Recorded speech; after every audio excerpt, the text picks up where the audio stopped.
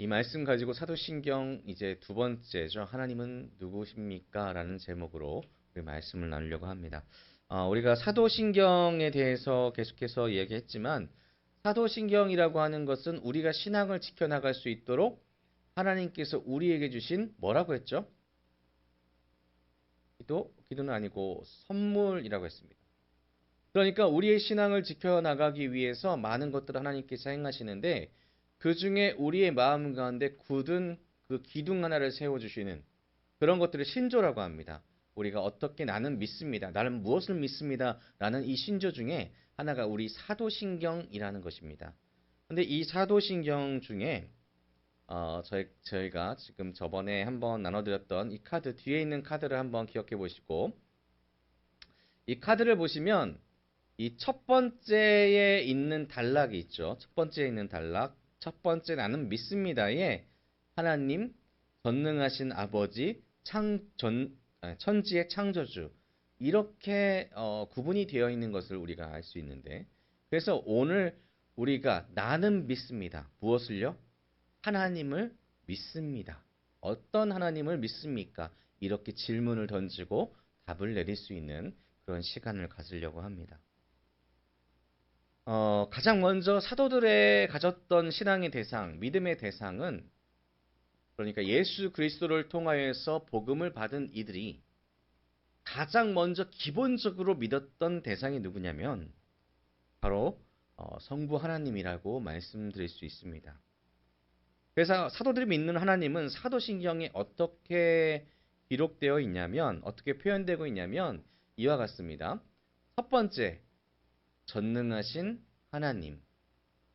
두 번째, 아버지 하나님. 세 번째, 창조주 하나님. 그래서 우리가 사도신경을 딱 보시면은 첫 번째에 나는 전능하신 아버지 하나님, 천지의 창조주를 믿습니다. 라고 나와 있죠. 그러니까 그리스도인이 믿는 하나님은 어떠한 분이신가? 성도가 믿어야 되는 하나님은 어떠한 분이신가를 이 두 문장으로 해결해 줬다는 것입니다. 그러니까 여러분이 나는 하나님 믿습니다. 어떤 하나님을 믿는다고요? 자, 방금 지나갔죠. 전능하신 하나님, 성지의 창조주, 중간에 하나가 빠졌습니다. 아버지 하나님. 예. 이렇게 하나님께서 여러 가지 모습으로 성경에 우리에게 보여주셨지만 우리의 신앙 가운데 정말로 잊지 말아야 되는 가장 기본 중의 기본은 천지를 창조하시고 우리의 아버지 되시며 전능하신 하나님을 믿는다는 것입니다. 근데 사실 하나님을 우리가 아는 지식을 갖는 그 확률은 하나님께서 허락하시지 않으면 제로입니다. 그 누구도 단 1%, 0.00001%라도 하나님께서 허락하지 않으시면 하나님이 어떤 분이다라고 깨달을 수가 없다는 이야기입니다. 그래서 하나님을 아는 지혜가 우리 성도님들 여기 앉아 계시는 모든 분들 가운데 나는 이런 하나님을 알고 있어라고 하는 것은 나는 이런 하나님을 믿고 있어라고 하는 것은 하나님께서 허락하셨다는 것입니다. 그런데 이 허락된 진리, 하나님께 대한 모든 것을 알지 못하는 이 진리에 대해서 이렇게 물어보는 경우도 있습니다. 그러면 전체를 알고 있지 못하니까 우리는 하나님에 대해서 정확하게 알지 못하는 거 아닌가? 아니면 내가 전체 하나님을 잘 모르니까 내가 믿는 하나님이 잘못될 수도 있지 않은가?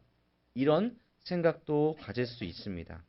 하지만 하나님께서 주시는 하나님에 대한 계시, 하나님께서 주시는 하나님을 알려주시는 것으로 충분히 우리는 구원을 얻을 수 있기에 하나님은 우리에게 허락된 만큼의 하나님을 보여주셨고 알게 하셨다.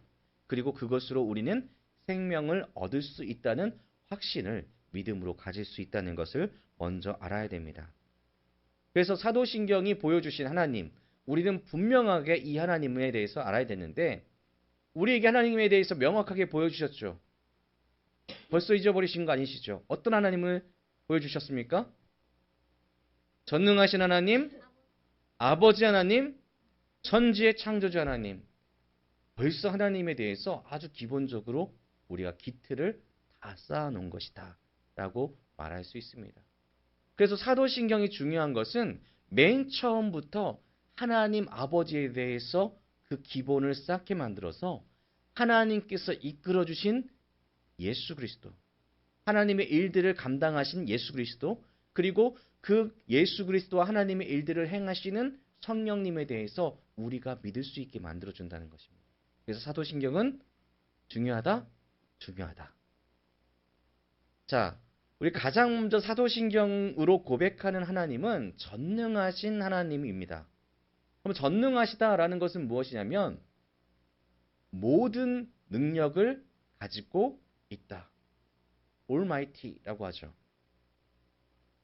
사도신경의 처음은 이렇게 시작합니다. 나는 전능하신 아버지 하나님, 내가 믿는 것은 전능하신 하나님입니다. 그래서 가장 먼저 알아야 되는 하나님에 대한 것은 하나님은 못하실 일이 없다는 것이죠. 하나님은 모든 것들을 가능하신 분이시다. 이 생각을 여러분이 갖는 순간부터 우리의 신앙은 결단코 흔들릴 수가 없습니다. 왜?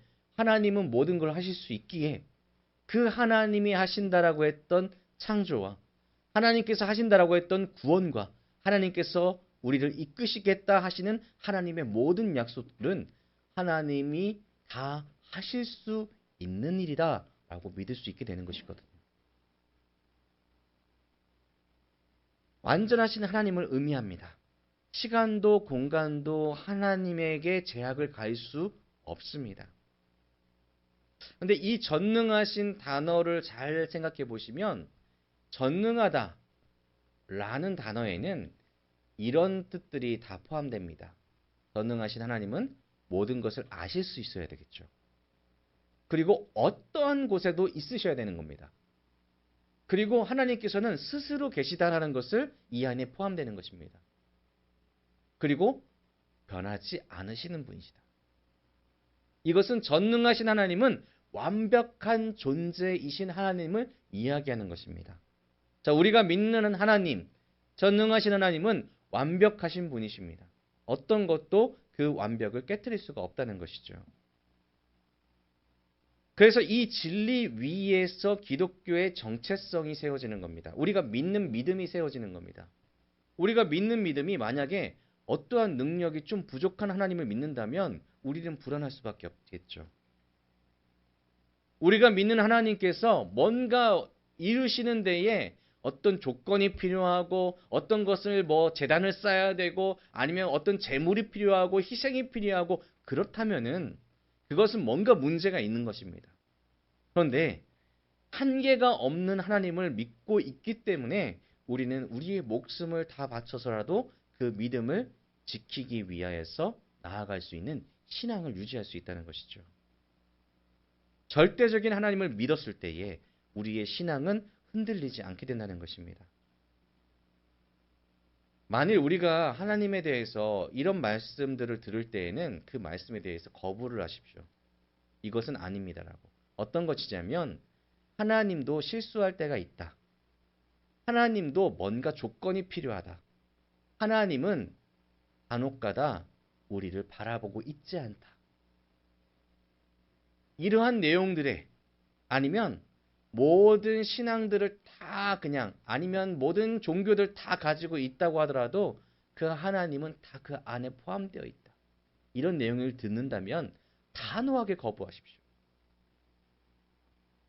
우리가 범죄하는 첫 번째 이유는 하나님에 대해서 이 전능하심을 거부할 때 생겨나는 것입니다. 하나님이 모든 것을 알 수 있고 모든 것을 행하실 수 있다는 것을 우리가 거부하는 순간 우리 마음에는 기가 막히게 한 단어가 생겨납니다. 교만. 하나님도 모르시겠지. 하나님 여기는 못 보시겠지. 하나님 여기는 안 계시겠지. 하나님 이 정도는 하나님께서 그냥 넘기시겠지. 이렇게 생각한다면 우리 안에 내가 세워지는 교만이 세워지게 된다는 것입니다. 그래서 이거 마귀가 가장 잘 쓰는 방법 중에 하나입니다. 자, 우리 맨 처음에 천지 창조하신 다음에 아담과 하와가 있습니다. 자, 그런 그 상태에서 그 마귀가 하와를 유혹했던 그 장면들을 기억해 보셨을 때에 하나님이 그렇게 말씀하셨느냐라고 물어보고, 그리고 하나님에 대한 그 말씀하셨을 때 이 생명과를 먹었을 때에 하나님이 너를 죽일 수 없을 것이다. 선악과를 먹었을 때에 너를 죽일 수 없을 것이다. 라고 얘기를 합니다. 하나님과 같이 될 수 있다라고 이야기합니다. 그런데 그것은 하나님이 절대적이다라는 그 관점에서 벗어난 이야기가 되는 것이겠죠. 그러니까 하나님은 절대적이시고 모든 것을 아시고 모든 것을 하실 수 있다라고 우리가 믿는다면 결단코 하와 같이 그것을 받아먹지는 않았을 것이라는 이야기입니다. 우리는 누굴 믿습니까? 전능하신 하나님을 믿습니다. 이 고백이 여러분의 모든 삶에 표현되어야 되겠습니다. 다음은 아버지 하나님이신데, 이 전능하신 아버지 하나님께서 우리의 아버지가 되신다는 겁니다. 무슨 이야기냐면, 세상은 정말로 많은 백들을 요구하죠. 막 내 뒤에 뭐가 있으면은 나는 되게 어깨에 힘을 주고 막 자랑스러워합니다. 나는 어떤 것도 두렵지 않아.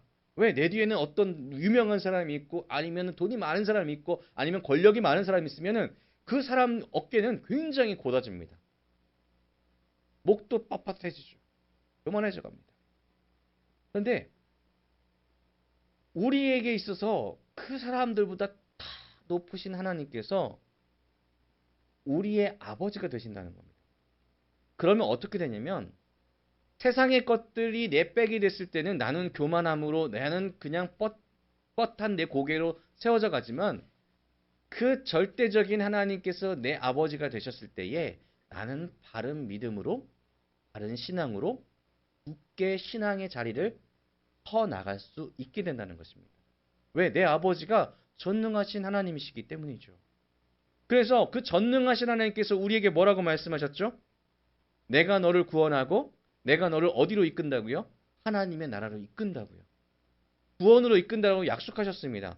그렇기 때문에 우리는 어떠한 사단의 유혹이 오더라도 그것에 휩쓸리는 것이 아니라 굳건히 있어서 내 모든 것을 이루어주실 하나님을 믿으며 나갈 수 있게 된다는 것입니다.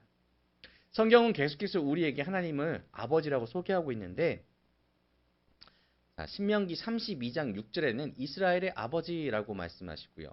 호세아 11장 1절부터 4절을 보시면은 이스라엘을 자식처럼 돌보시는 하나님을 표현합니다. 그리고 시편 68편 5절을 보면은 다윗이 이렇게 얘기합니다. 고아들의 아버지. 그래서 하나님은 우리의 아버지가 되시고, 고아처럼 힘들고 어려울 때 우리를 돌봐주시고, 또 이스라엘의 그 모든 그 상황 가운데 하나님을 찾았을 때에, 하나님을 구했을 때 하나님은 그들이 범죄하였을지라도 그들이 돌아올 때 어떻게 하셨을까요? 다시 회복시키는 역사를 일으켜 주십니다. 어떤 능력으로요? 전능하신 능력으로. 수만 명, 수십만 명이 둘러싸는 상황에서도 하나님의 능력만 있으면 어떤 것도 문제가 되지 않았습니다. 우리는 그것을 기억해야 된다는 것이죠. 우리의 아버지는 전능하신 아버지이기에 우리는 그 아버지를 통하여서 우리의 신앙을 지켜나갈 수 있다. 그리고 예수님께서 우리에게 하신 말씀이 있습니다.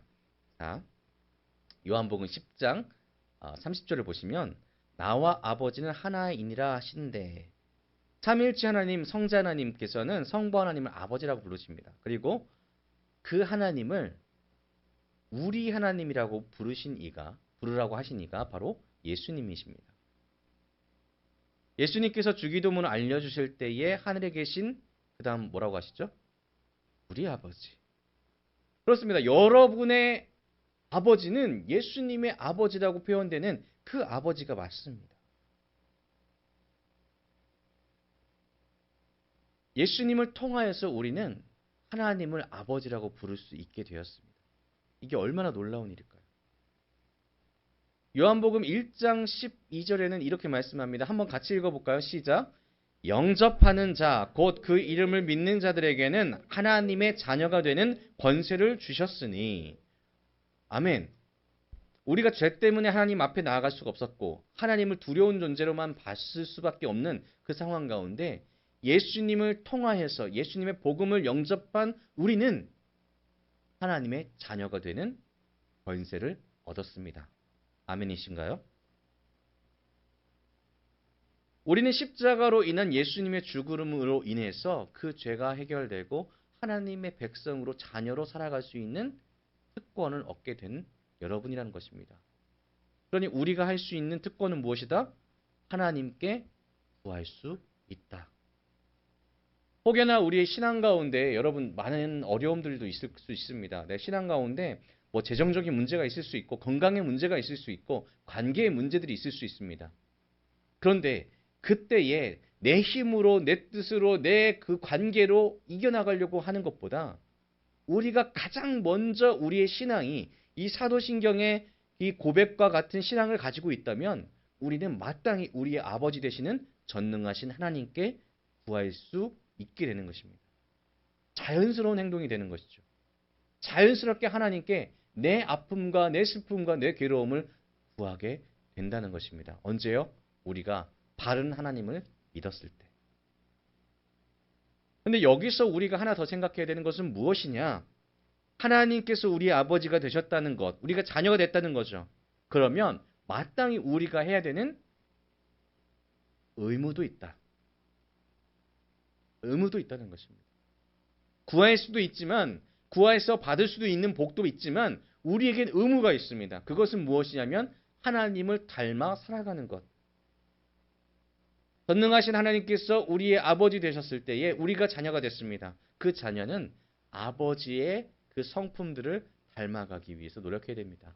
그리고 그 성품은 사랑이고 그 성품은 정의와 공의라는 것 잊지 말아야 됩니다. 세상의 빛과 소금의 역할 누가 해야 되겠습니까?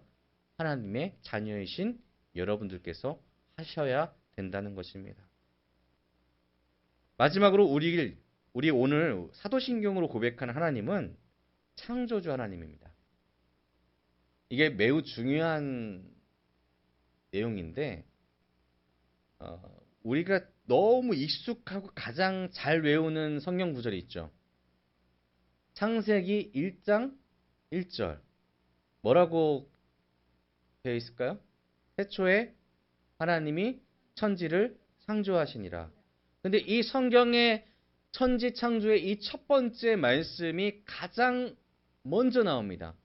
성경의 가장 앞에 태초에 하나님이 천지를 뭐 하셨다고요? 창조하셨다. 이것이 성경의 가장 앞에 있는 이유가 분명하게 있다는 것입니다. 성경은 하나님께서 감동케 하신 이가 그 감동으로 말미암아 쓴 책, 하나님의 말씀이 바로 성경이죠. 근데 그 성경의 가장 맨 처음에 그냥 괜스레이 태초에 하나님이 천지를 창조하셨다라고 선언할 필요가 있을까요? 라고 물어본다면 당연히 있습니다. 세상에는 정말 많은 세계관들이 존재합니다. 뭐 갑자기 뭐 세상의 그 물질들이 압축됐다가 팡 하고 터져가지고 세상이 창조되었다. 아니면 어쩌다가 시간이 흘려가지고 뭐 무기물에서 유기물로 변화되었다. 그리고 아니면 굉장히 허무한 시대 가운데 허무한 세계관들이 여러 가지 세계관들이 있습니다. 그런데 우리가 가지고 있는 세계관은 무엇이냐면 창조적 세계관이라고 합니다.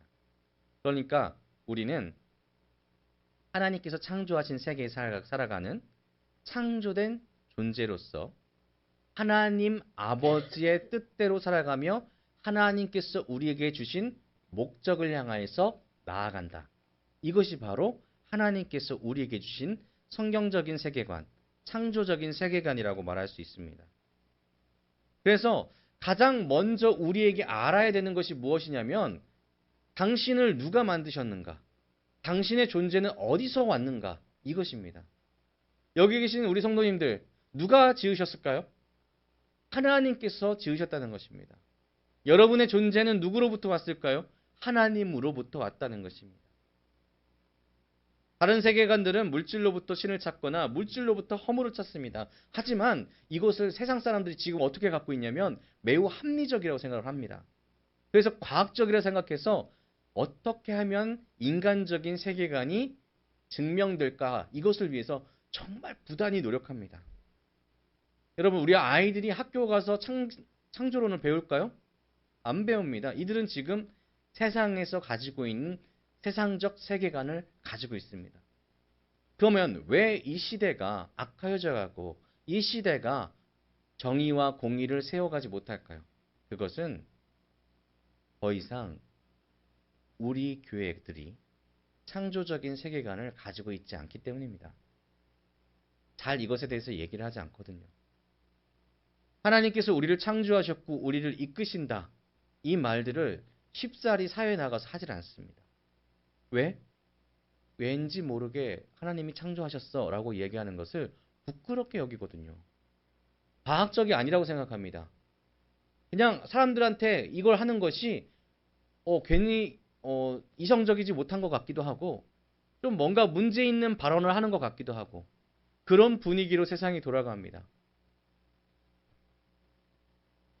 세상적 세계관이 지금 차지할 때에 세상은 말세 중에서 어두운 그런 모습으로 변해간다라고 성경은 분명하게 이야기합니다. 그래서 지금의 시대를 사단이 득세하는 시대 같아 보이고 사단이 지금 이겨나가는 시대 같아 보입니다. 하지만 성경에서 얘기하고 있는 이 창조적 세계관, 하나님이 태초에 이것을 창조하셨다.